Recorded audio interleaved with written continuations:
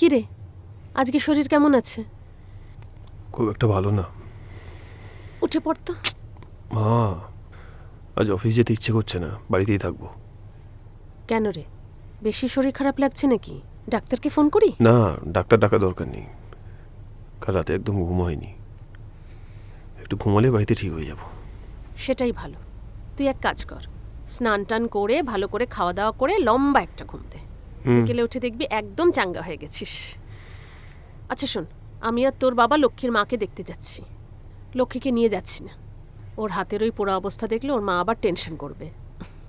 ঠিক আছে, আসি তাহলে, সাবধানে থাকিস। সাবধানে যেও তোমরা। হ্যাঁ রে।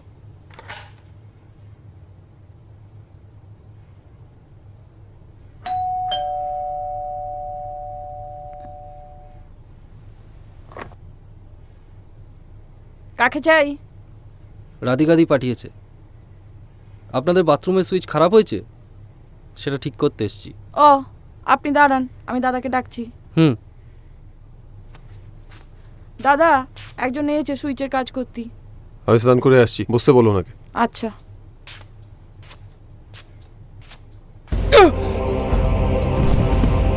কি হলো? ও দাদা, দাদা, ও দাদা, কি হলো? ও দাদা, একটু ভিতরে আসো না, দাদা পড়ে গেছে। হ্যাঁ হ্যাঁ, আসছি আসছি।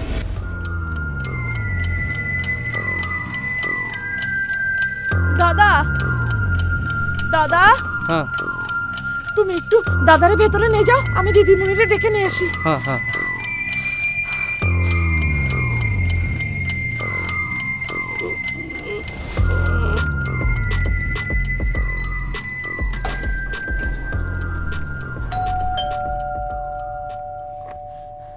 দিদিমণি, শিগগির চলো, দাদার মাথায় নিয়ে গেছে, অজ্ঞান হয়ে গেছে।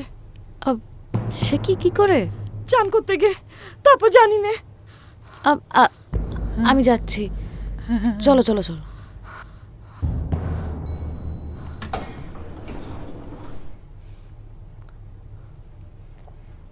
দাদুকে ঘরে শুয়ে দিয়েছি, আমি আসছি আসছি। আচ্ছা।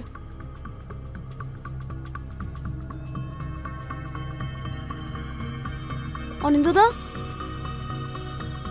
অনিন্দদা,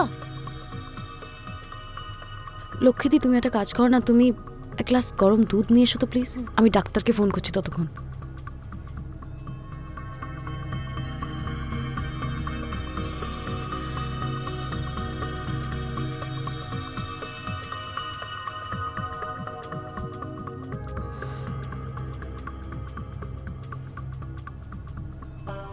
হ্যালো, ডাক্তারবাবু, আমি অনিন্দ ব্যানার্জির বাড়ি থেকে বলছি।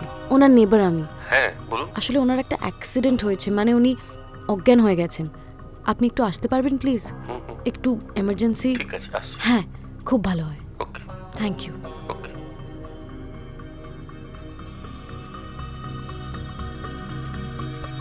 অনিন্দদা, অনিন্দদা,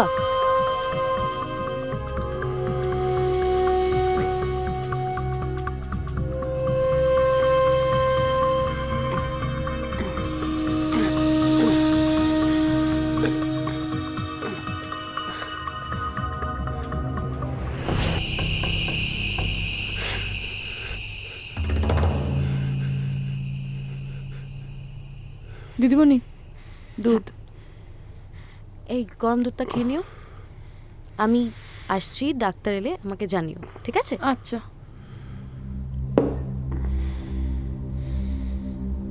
দাদা, দুধটা খেয়ে নাও। রেখে দাও, পরে খেয়ে নেবো।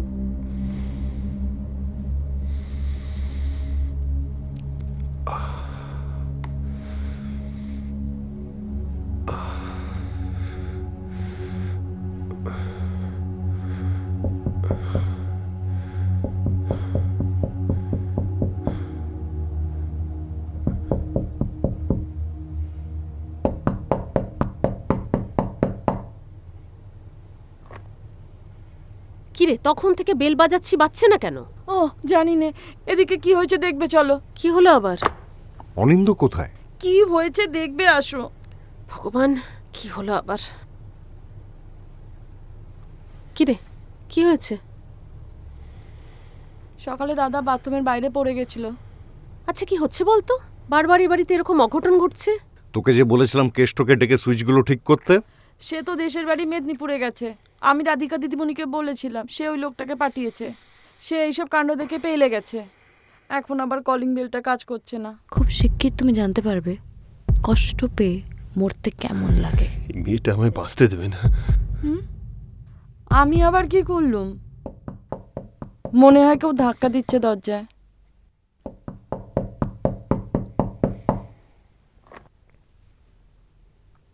আসো দিদি। হ্যাঁ,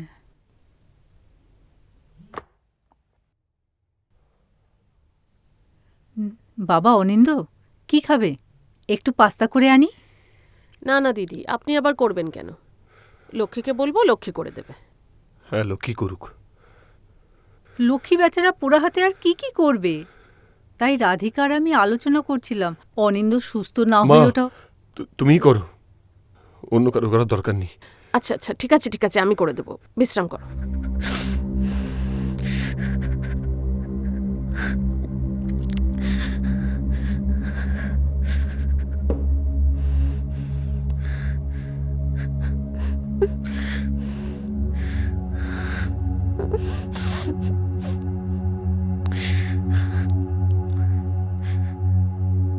কি হয়েছে তোর?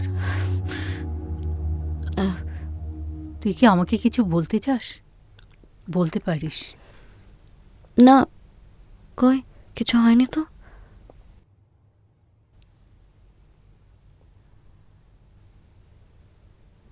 শোন, মা হবি যখন, তখন বুঝতে পারবি।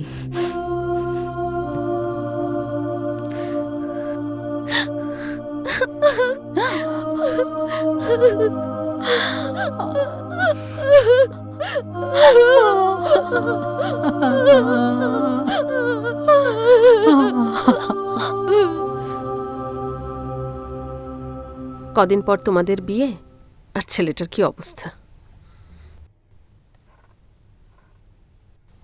অফিসে সব ঠিক আছে তো? এত চিন্তা করো না, আমরা সব সামলে নেব। তুমি শুধু তাড়াতাড়ি সুস্থ হয়ে ওঠো ব্যাস। তোমরা বসে একটু গল্প করো, আমি তোমাদের খাবারের ব্যবস্থা করি। তুমিও বসো না, এত ব্যস্ত হওয়ার দরকার নেই প্লিজ। বসো।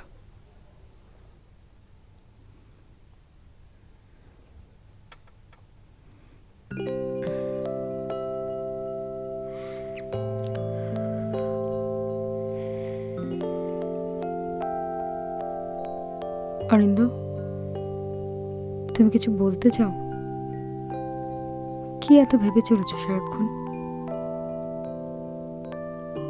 কিছু না।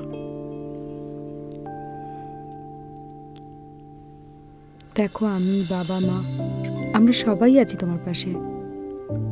কোনো সংশয় হলে একবার শুধু ডেকে নিও। ডাক্তারবাবু কি বললেন? জানি না।